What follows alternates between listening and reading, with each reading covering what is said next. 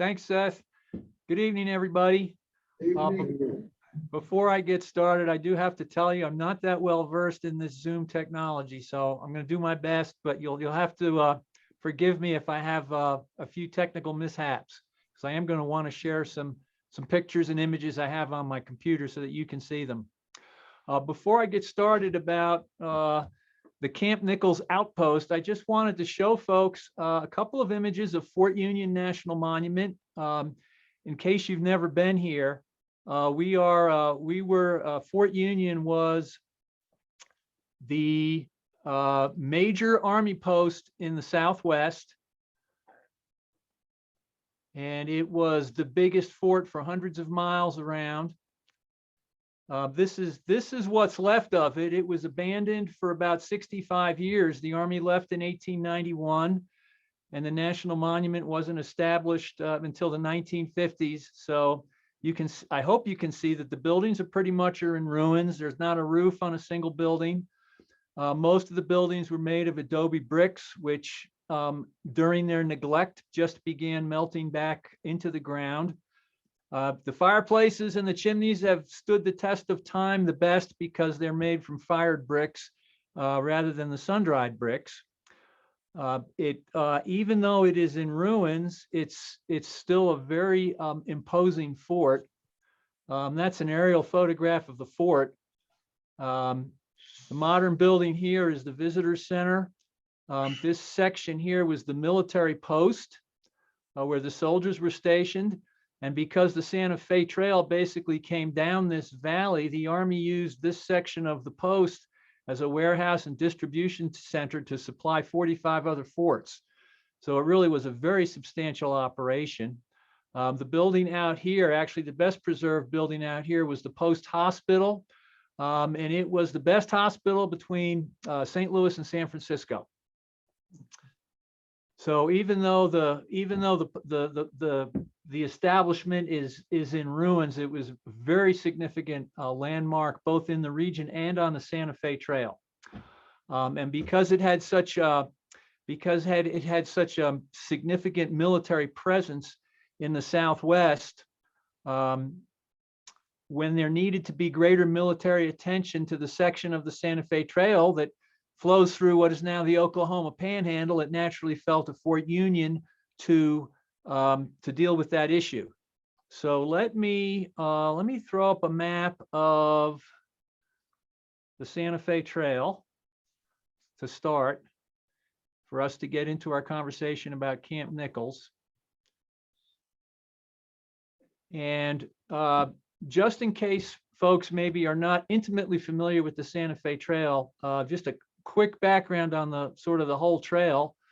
The trail had been used for many, many years by the Indian tribes, and of course the Spanish settled the Southwest, and they were active in trading in the southwestern area. When the Anglo trade started, of course, it started in western Missouri out here, and the trail traveled west across Kansas, and then there was a major fork in the trail here. The mountain branch approaching the Rocky Mountains and then curving south along the edge of the mountains.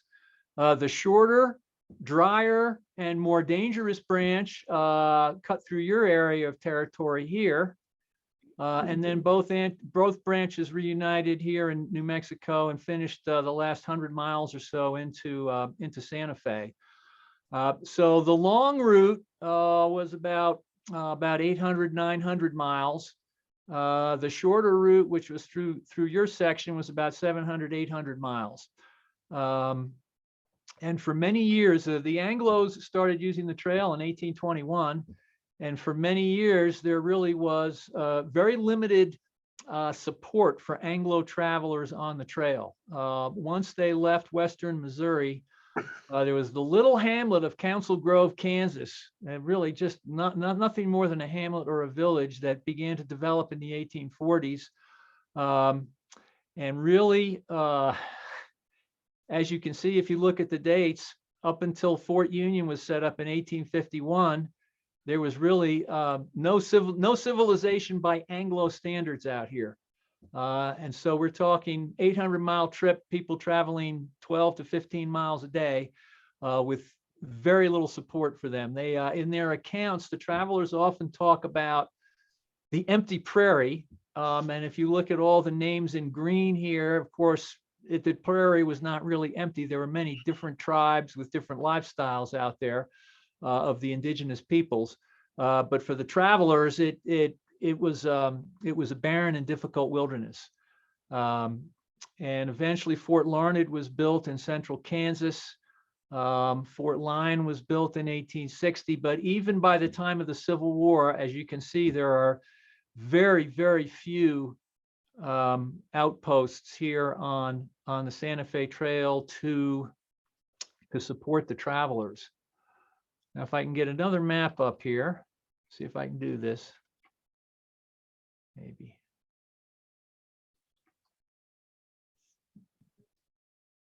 Okay, let me do this. Let me open up this map. Okay, so by the time the Civil War started, there had been, of course, increasing tension between the tribes and all the increasing traffic on the trail. The travelers were intruding across the historical tribal lands. They were impinging on the game that the natives hunted, and initially in the 1820s and the 1830s, maybe it wasn't that big a deal, but by the 1850s, the trading traffic had increased so much, there was much more tension with the tribes. And the tribes recognized when the Civil War started in 1861, the tribes recognized that the country, the army, was distracted. And travel became particularly perilous for the Anglo traders and the Spanish traders in the Civil War years. And if we come to the final year of the Civil War, it really became a very tense time here on the central and southern plains. The army in New Mexico, the United States Army in New Mexico, had rounded up the Navajo and forced them into an internment camp down here in eastern New Mexico, and it was not going well. The army really was not able to properly feed the Navajo. They were suffering terribly. I'm sure many of you are familiar with the Sand Creek Massacre in 1864, which was sort of up here in this area, and the Cheyenne were camped in a winter camp right outside. I think they were right outside Fort Lyon, flying a United States flag, and the Colorado Volunteers, who were part of the United States Army, went in and just massacred hundreds of Indians in the camp. It was really horrible. I mean, they thought it was the people. Colorado was, of course, wanted to push the Indians out, but in the eastern United States, even in that era, many people were really appalled at the Sand Creek Massacre, and also in that winter fall of 1864, the troops had been sent out from Fort Union here to supposedly teach a lesson to the Kiowa and the Comanches, and they fought the first battle of Adobe Walls against the natives, sort of in this area here. And that command was led by Colonel Kit Carson, and if Carson had not had artillery with him, that might have been Carson's last stand. He was very lucky to escape with minimal casualties. So there were all these things piling up in 1864, 1865 that just created tremendous tension, and the natives were very aggressively attacking the wagon trains on the trail. And this section in here was particularly dangerous. It was 200 miles from Fort Larned to Fort Union, and there was really no protection for travelers on the trail. And the army in New Mexico, again, Fort Union was the supply hub for the Southwest, and this was their supply line. So the decision was made to set up a temporary base for the army right here. That's the Camp Nichols location. It's just about halfway between Fort Union and Fort Larned.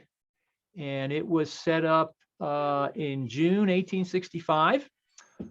It was manned with about 300 troops. The officer put in charge of setting up Camp Nichols was a well-known name, Colonel Kit Carson. He was a colonel at the time. And Seth was good enough to send me a photo of what's left of Camp Nichols. I have never personally seen it. Let me put that up there for you. There it is. I don't even know. Does anyone know which way is north? Do you know which way is north in this photo, Seth? Sue does. She's the one who took it. Oh, okay. To the right. The right in the picture is north. Sort of this way? Yeah. I think you're right. Okay. So if that's north. You take it in the morning? Yeah. Okay, then that would have, then the sun. So the up would be north then, Mike. Up would be Oh, north. sort of like this? Yeah. Yeah. Okay. Yeah. Wow. Well, you must have been up in an airplane.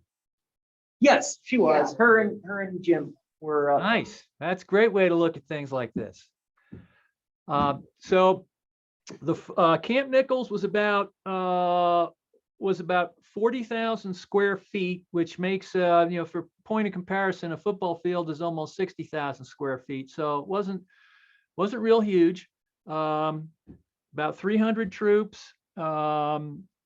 There in the historic accounts, they talk about a small stream that flowed near the camp, and they actually had two cannons at the camp. They had 2 howitzers, and one was at the northeast corner, which must be here, and the other was at the southwest corner, which is, I'm going to presume, here. Yes. It's described as being on high ground with a good view of the surrounding countryside, with a pretty ample supply of local stone available to build the walls. And they, like I said, they set it up in June 1865. They set it up with the intent, the Army set it up with the intent of being a temporary post. And we are fortunate. There's really only one good account of historic account of Camp Nichols, and it's not written by a military man. It's actually written by the wife of a military man, Marion Sloan Russell. And I'm going to probably quote pretty liberally from her book, Land of Enchantment, because she devoted about 9 or 10 pages in her memoirs to Camp Nichols. She described it this way: little Camp Nichols became in a jiffy as impregnable as an old castle. It was surrounded by rock walls and a deep ditch or moat. Inside the rock walls, the houses were half dugouts, 4 feet underground and 4-foot rock walls above ground. The only 2-roomed house was used as a hospital. Mounted howitzers were placed along the walls. There were stone rooms outside the rock walls along the south side for the officers. A flagpole was placed near the entrance. So I don't know if that might be what was left of the hospital. And those would have been, I guess, the south side for the officers' housing. And if anyone has comments or questions, feel free to interrupt me. That's not a problem at all. Is the trail on the south side of that? No, it's over there. Where his picture is in the corner. Yeah. Just the trail that goes by on the south side of that. I'm going to on the south side of that. I want to show you, actually, I want to show you another picture. Get this going here. I want to show you, this is a picture. No, that's the wrong one. Hold on. Where are we? There it is. So this is Marion, and that's her husband, Lieutenant Richard Russell. And Marion made 5 trips back and forth on the Santa Fe Trail.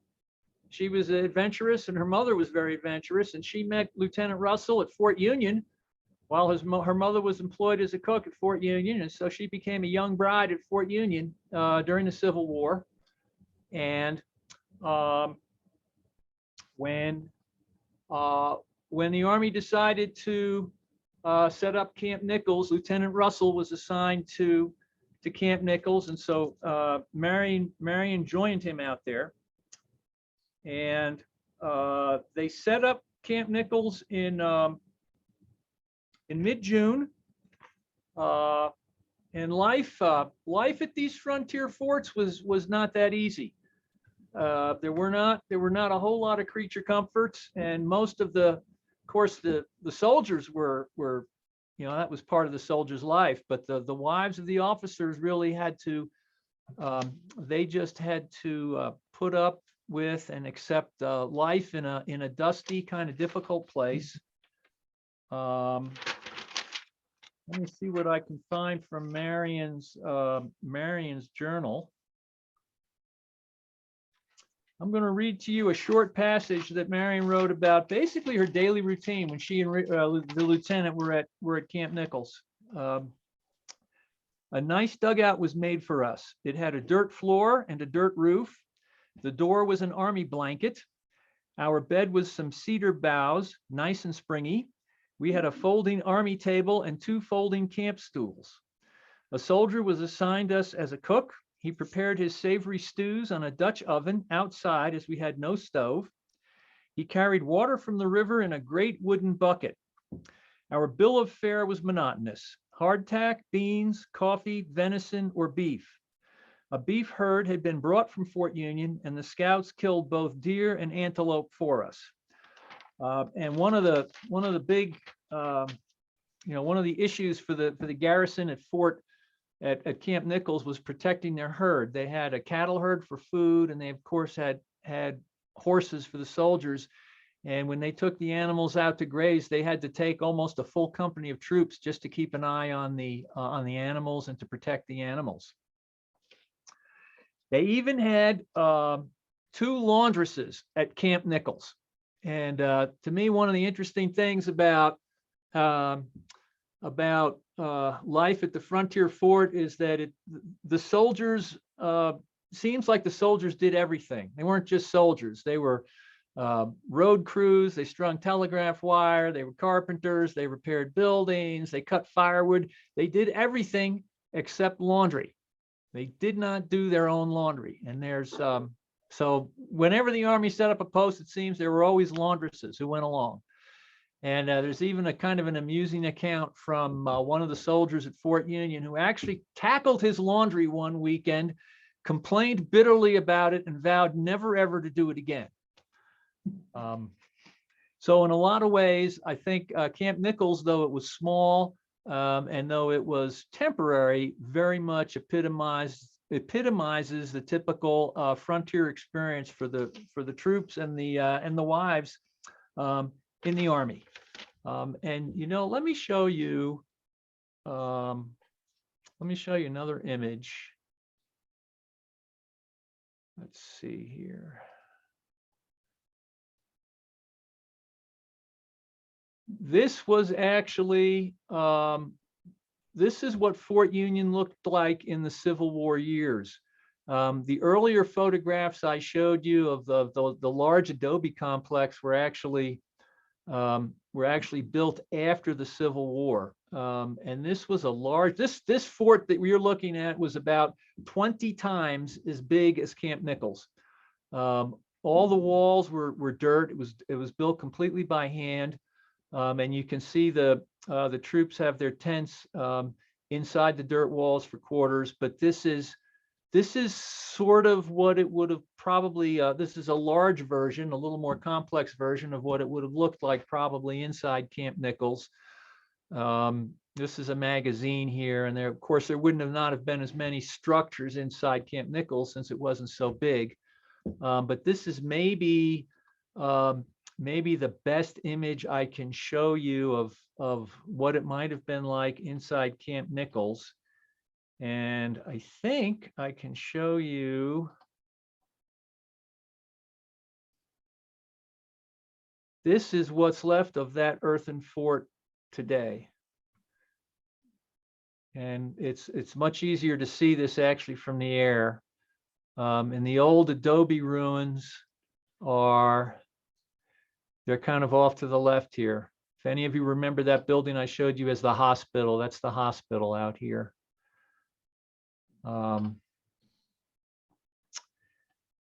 So of course, the idea with the Army setting up Camp Nichols was to provide a little protection on the Santa Fe Trail for all these wagons moving back and forth on the trail. Colonel Carson really was only in command of Camp Nichols for about a month. And there was so much tension at this point with the tribes that it had gotten the attention of Washington, and Congress sent a special commission, the Doolittle Commission, named after Senator Doolittle from Wisconsin, I believe, sent a commission out west to study the state of the tribes, find out what's going on out here. Why are we having all these problems? And by this time, Carson was recognized as a true authority on the tribes. So Carson was pulled from his command at Camp Nichols to provide information and assist the Doolittle Commission. So for the last 3 or 4 months of Camp Nichols' existence, it was commanded by another frontiersman from New Mexico named Albert Pfeiffer. And actually, I'd like to show you Colonel Pfeiffer's picture, because he's got a really neat coat. Colonel Pfeiffer was an old mountain man and trapper, and he joined the Army when the Civil War started, and that is his prized buckskin coat that was given to him by the Ute Indians, and he wore it all the time. And he became the commander at Camp Nichols. And Marion, in her account of Camp Nichols, describes the wagons just because they did not really want to travel much on the Santa Fe Trail with the danger. She said there were the prairie, as she put it, the prairie around the camp was covered with wagons waiting for escort. So I've only got really one account of an account by an Army officer describing the escort duty. But it's a good example of how these escorts functioned on the plains in this era of tension between the tribes and the traders on the trail. So basically, as soon as the camp was set up, the Army set up a 5-day escort from Camp Nichols east for about 70 wagons. And if we remember the map, from Camp Nichols to Fort Larned was almost 200 miles, that's a good 14, 15, 16-day trip. So this 5-day escort is not going to really get them to quote unquote safety. But they set out anyway, and they were out for 3 days without any mishaps, with there were about 50 troops accompanying the 70 wagons. And the report from Captain Stones, who was in charge of the escort. This is his description of day 3. At about 2 o'clock, we heard an unusual noise, which on investigation proved to be a body of mounted Indians, Comanches and Kiowas, some 40 or 50 strong, who charged into the herd of cattle belonging to the advanced portion of the wagon train. They lanced one Mexican herder, killing him instantly, and wounded another with an arrow. My men immediately fell in under arms and commenced firing on them, which prevented them from advancing on our herd. After about 50 shots had been fired, they commenced making a hasty retreat off in the same direction from which they came, having succeeded in getting off with one loose mule and 3 ponies belonging to the train. My men saddled immediately, commenced giving chase, some 30 of whom pursued them about 6 miles. The remainder of the company remained at the camp with the forces belonging to the train. And that was enough. And so the wagon train decided they couldn't risk traveling unescorted. They turned around, went back to Camp Nichols, and waited for an escort all the way to Fort Larned, and which they got. And the same officer was put in charge of escorting the wagon train to Fort Larned. And the escort set off, and they hadn't returned for weeks. It was 2 to 3 weeks, still no sign of the escort coming back. So a second escort was sent out. This one was commanded by Lieutenant Russell, Marion's husband. And it turned out that all was well.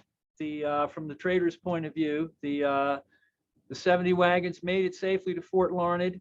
And typically what would happen is the escorts, after making the trip east to Fort Larned, would wait at Fort Larned for a westbound wagon train, and then bring the wagon train west from Fort Larned, which is exactly what happened. And finally, Marion was kind of lonely for about a month there. And finally, the return wagon train made its appearance at Camp Nichols. And the troops were also then escorting the wagon trains west from Camp Nichols to Fort Union. And really, Camp Nichols was the only safety point really between Fort Larned and Fort Union. And this went on. We don't really have detailed records about how many escorts occurred, how many wagons they escorted. But this was going on for about 4 months. And the Army closed Camp Nichols in September of 1865. So they only had it open for about 4 or 5 months. I guess it achieved its purpose. I never really read a sort of a professional military critique of the impact of Camp Nichols. I've got Marion's description of the departure of the troops from Camp Nichols. It says, an unforgettable picture I have of the morning we left the little camp on the Carrizo, and it was Carrizo Creek that ran by the camp. We heard the soft, clear call of a bugle, the sound of marching feet. Infantry and cavalry fell quickly into formation, then passed out through the eastern gateway. When out on the trail, they swung north, then west, and hit the trail to Fort Union. There were army wagons laden with supplies and equipment. There were the loose horses and the remnant of the beef herd. Inside the stockade, we left a great stack of hay and another one outside. The flag of the Union we left flying from the tall flagpole. On its base, we posted a notice warning all persons against destroying federal property. And the troops made their way back to Fort Union, and they never did reestablish Camp Nichols. So Camp Nichols had I would say a short, but probably a helpful role in the Army's attempt to safeguard the Santa Fe Trail. I don't know. There was an interesting item I kind of stumbled on doing a little research on Camp Nichols. They did have the camp was never attacked by the tribes. They did have a handful of desertions, and desertion was a huge problem at these frontier forts. Sometimes the desertion rate was as high as 30% at these frontier forts, and they had about half a dozen desertions during that summer. They had one casualty, and this was a soldier who was killed by an accidental discharge of a firearm. And there is one of the items I found, I think I found it somewhere on the internet, said that a visitor to Camp Nichols in 1906 could still see that grave of the one soldier who died at Camp Nichols. And I don't think it's there anymore. I'm pretty sure it's no longer there. And of course, we've seen the image of what's left of the camp. Marion and her husband, Marion's husband retired from the Army shortly after the Civil War. They homesteaded in southeastern Colorado, and Marion's husband was murdered during the land wars in southeastern Colorado in the late 1800s. Marion made her final trip down the Santa Fe Trail at age 89 in the 1930s. She did it by automobile, and she stopped at Camp Nichols. I traveled the Santa Fe Trail once more, hoping that I might find there one golden moment spilled from the hand of time. They let me go to the ruins of Camp Nichols. A little dent in the grass marked the place of my nice dugout. A field of corn waved over the trail. With my feet, I sought and found the wheel ruts in the grass where the old wagon trains had gone creaking past on the long, long trail, the old, old trail to Santa Fe.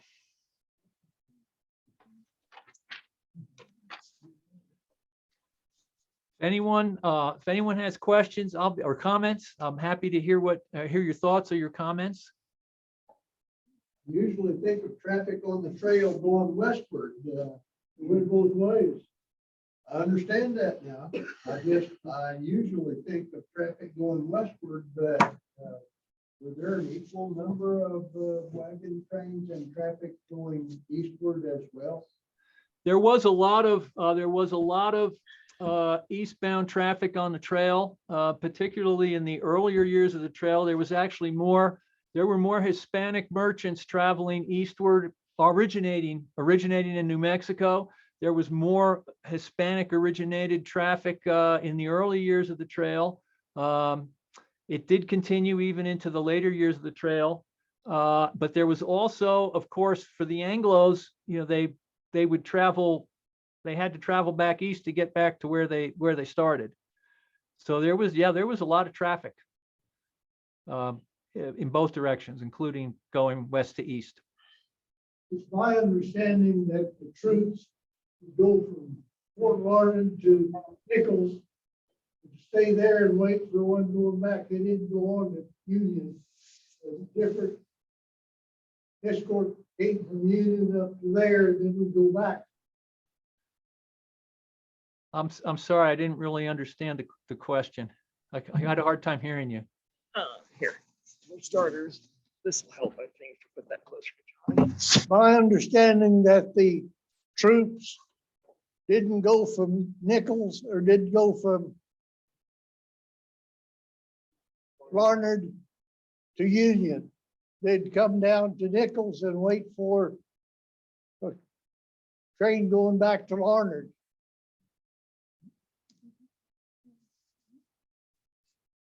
Well, I'm not sure. I don't really know exactly on a regular basis what the routine was.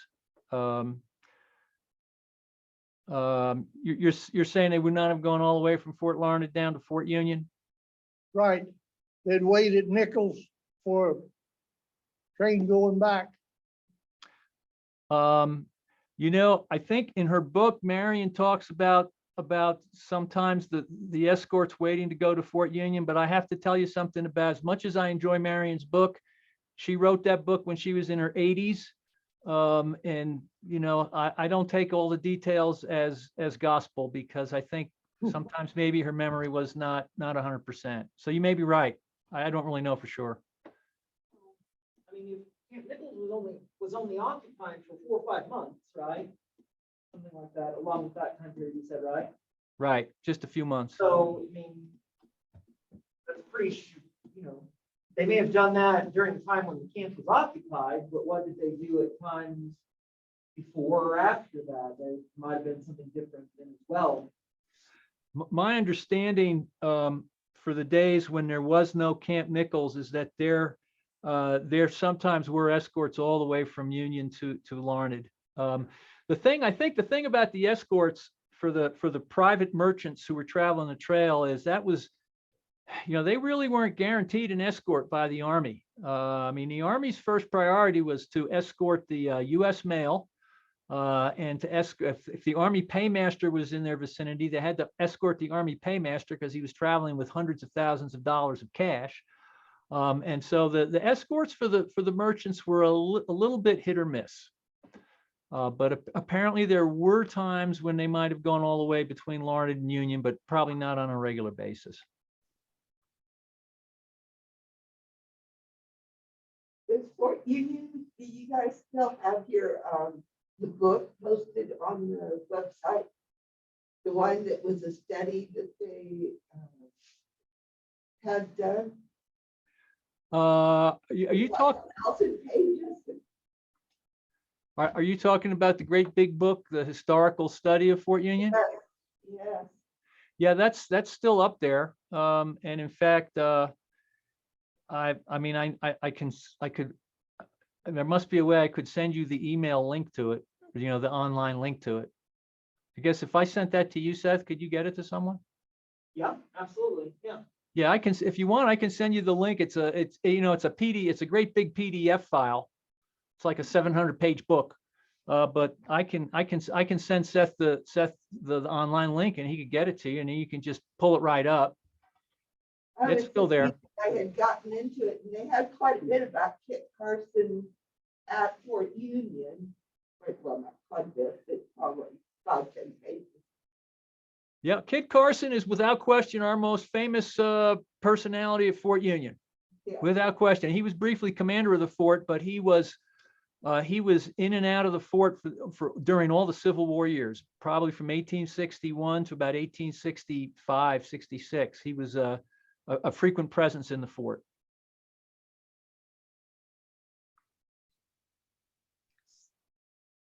So what kind of, like, just a general question, what kind of, about the Santa Fe Trail, what kind of freight were they carrying? This is going from St. Louis to Santa Fe, right?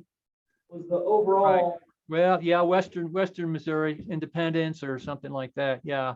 Okay. So the most popular trade items they were taking into New Mexico would have been textiles, probably number one. Not so much the finished clothing, but just the finished textiles so that they could then turn it into clothing in New Mexico. Tools, hammers, chisels, axes, knives, scissors,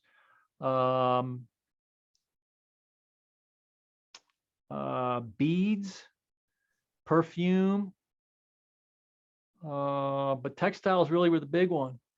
And then coming back, they would bring hides, silver, and mules. That's why Missouri's famous for mules. All those mules were coming in from New Mexico and finishing the trip in Missouri. So they shouldn't be Missouri mules, they should be New Mexico mules. Yeah, right.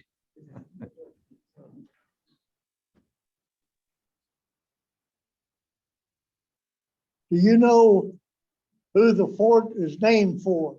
The Camp Nichols. That's a great question. And I figured someone was going to ask me that. And the best I've been able to come up with, because I'm really surprised that no one, well, there are two or three good sources on Camp Nichols, and none of them addresses who the camp is named for. There is a book, let's see. I don't know if you can see this. Can you see this book? Let me see if I can hold it up. I don't know if I can get this on my camera.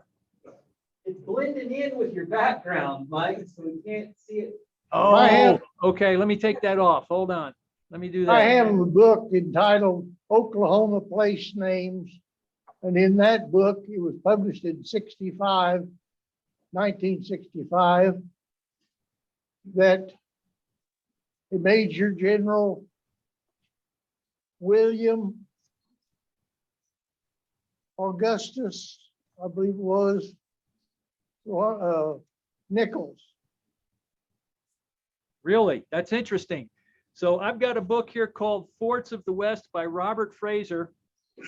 And under Camp Nichols, he says, probably named for Captain Charles P. Nichols, 1st California Cavalry. So I don't know.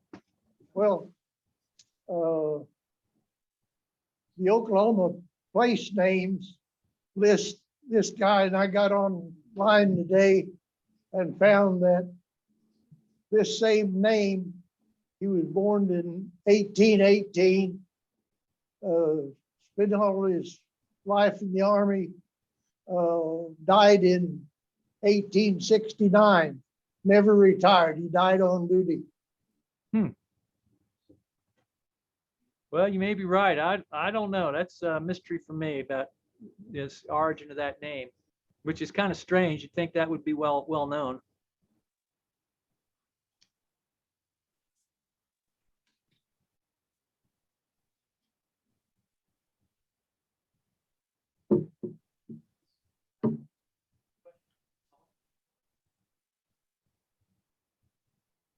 So what years, I mean, what years is the Santa Fe Trail active, Mike? Well, so this last year, 2021 was considered the 200th anniversary of the Santa Fe Trail. And that's because they're basing that on the first Anglo trader going out west on the trail in 1821. And when the railroad got to New Mexico in 1879, that was about pretty much the end of the trail. And in fact, I forgot to show you this one. Let me show you one more image here. I forgot about this one. So what happened with the trail? Right after the Civil War, they started building the railroad west across Kansas. And by the time the railroad got most of the way across Kansas, this section of the Santa Fe Trail was not used at all. So that section that Camp Nichols was protecting down here really wasn't used after 1868. And pretty much all the traffic was using that longer route along the edge of the Rocky Mountains. And even this was only going to last for about another 10 years. Once the railroad got down here into northern New Mexico in 1879, 1880, that was the end of the Santa Fe Trail. So in terms of the Anglo usage of it, it was about 60 years. That's a good point too. Okay, so I guess, yeah, how did it initially become established? I've read some of those trails, some like famous trails and so on were initially just like game trails almost, or something like that. Is that how it would have, how did they initially establish a trail and what route Well, did they take? Wandered across the country looking for an easy route. I mean, that's a great question. They probably did start as game trails, and they were probably, and I imagine that the tribes were using them years before William Becknell went out. And I'll bet, I mean, I've always thought, the tribes probably were, piggybacking on game trails. And then I think the Spanish probably piggybacked on the Indians trails, and then, the Anglos did the same thing. And in terms of the travelers going westbound, by about the early 1830s, the wagon ruts were so well established by prior travelers, people never got lost. They didn't need a map. They could just follow those wagon ruts for 800 miles. It's like a highway. Yeah, it's like following a highway with the interstate there, I suppose, right? I don't think there were sections more than a day's travel that there weren't water sources to. Pardon me? I say, I don't think there were segments more than a day's travel when there wasn't a water source. Well, apparently that stretch, there's one exception to that. Let's see here. I'll show you. Let's see. So the stretch from here, if they branched off from the Arkansas River here, apparently this stretch in here, I know that the Cimarron River, is that dry a lot? No. That would have been water. The Cimarron River carries water? It did then. Does it really? Did then. Well, 65. wow. There are descriptions, from travelers that this was an exceptionally dry section right through here. Yes. Like it was about, I think it was about 2 days travel, so when they took that shorter branch and left the Arkansas River, they would fill barrels with water and put them on their wagons to get them through the 2 days of no water. So so you said the Cimarron cutoff, which would have passed through Cimarron County, came along, or ended in the late 1860s, I think you said, right? Somewhere, I forget the exact date you said, but when did it come about then? About when would it have started? The cutoff? The Cimarron cutoff, yeah, when would it have started? The Cimarron cutoff was probably, they were using that probably right from the very earliest days. That was the favored route by the traders because it was 100 miles shorter, and they were willing to put up with the greater danger and the shortage of water because they saved a lot of time. 100 miles is probably a week's travel time. So it was. When it first started, wasn't the Missouri trade with Santa Fe actually discouraged or even illegal? I'm sorry, I didn't hear what you said. Oh, shit. Over here. Oh, okay. Oh, Well, I was wondering, I had read somewhere that the Missouri trade with Santa Fe was actually discouraged when they first started, or even illegal. Well, I think it depends who was in control of Santa Fe. So Santa Fe was under Spanish rule until 1821, and Spain would not allow any trade at all. If you were trying to trade, it was, that was illegal trade. But my understanding is that once Mexico controlled Santa Fe after Mexican independence in 1821, my understanding is they were pretty encouraging of the trade. And the merchants my understanding also is that the merchants in Western Missouri really liked it because it was good for their business. They had a good livelihood off of the Santa Fe Trail traffic. That's what I've always understood. So I'm not sure what I don't know. So probably then when Mexico took over Santa Fe, that's probably when the trail really got started, or at least got heavily used then, right? Yeah, that's why the origin, when they talk about the Santa Fe Trail starting in 1821, that's the same year that Mexico took over New Mexico. It was not a coincidence. Yeah, it was. Yeah. I think there was, and there was also something else that's kind of interesting is the business class in New Mexico, the big time merchants in New Mexico really wanted that trade. And in 1846, when the United States Army showed up at the start of the Mexican-American War, the big time merchants in New Mexico were not completely unhappy to see the United States Army there, because I believe they felt that there was some very good business opportunities to have a closer attachment to the United States. New Mexico was always at the northern perimeter of, whether it was the Spanish Empire or the country of Mexico. New Mexico was always at the far northern fringe of those countries, and kind of was neglected by those central governments of those two countries. And so I think the merchants up there were not that unhappy to have a stronger American tie, which isn't necessarily true for the entire population of New Mexico, but more for the merchant class.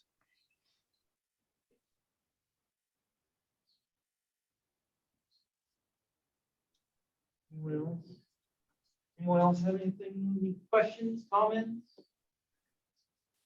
Mike, did you have anything else you wanted to say? No, I don't think so. I hope I've offered you something that you gave you what you were promised. like I said, this is kind of a new technology for me, so I'm not used to doing this. But it's been nice, been nice chatting with you. And it is, nice to be able to talk to people in Oklahoma. I would say that's a good part of the technology. All right. Well, yeah, we appreciate you taking the time to talk with us, Mike. We really do. Okay, well, thanks for your attention, everybody. Yeah, and